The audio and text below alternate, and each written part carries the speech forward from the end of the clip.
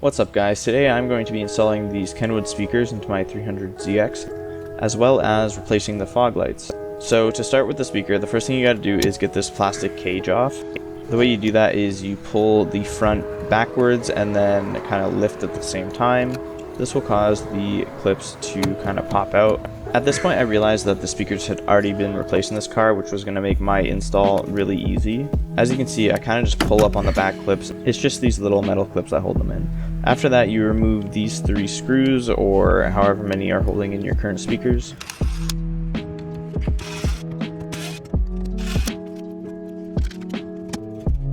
Since my speakers had already been replaced, there was just these metal butt connectors that had to be put onto my speakers.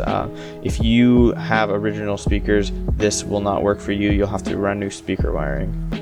After they are installed, I debated putting this cage that came with them on, but I ended up deciding not to. Also, I cleaned about 35 years of grime out of there, so that's good as well. Reinstalling everything is just as easy as taking it all out. You just put all the screws back and then pop the plastic cage back in.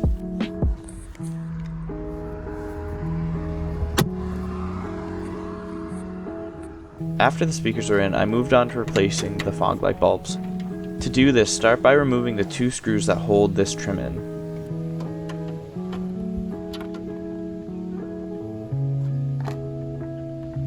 Next, wiggle this plastic piece out while trying not to break it.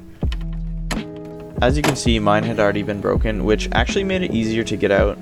After that, remove the adjusting screw. You'll see there's a little notch there that the casing for the fog light sits in.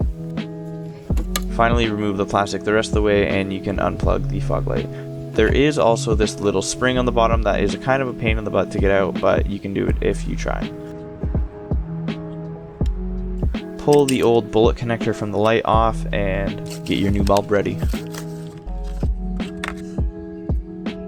As you can see, the connectors are pretty different, so you can either replace the new one with a bullet connector or you can kind of just bend it to fit. This is what mine looked like after I bent it. Plug your new connector in and reassemble the fog light. The plug part kind of slides and locks into place. Reconnect everything and make sure you test it before you put it all back together, but as you can see, everything worked out for me. Reassembling everything isn't too hard. The biggest pain is getting the spring for the fog light on. It took me probably 15 minutes, but after that, it's a piece of cake. I don't have a talking head part for this, but after I put my fog light back together, I decided to go to a car meet, and there were some pretty sweet cars there.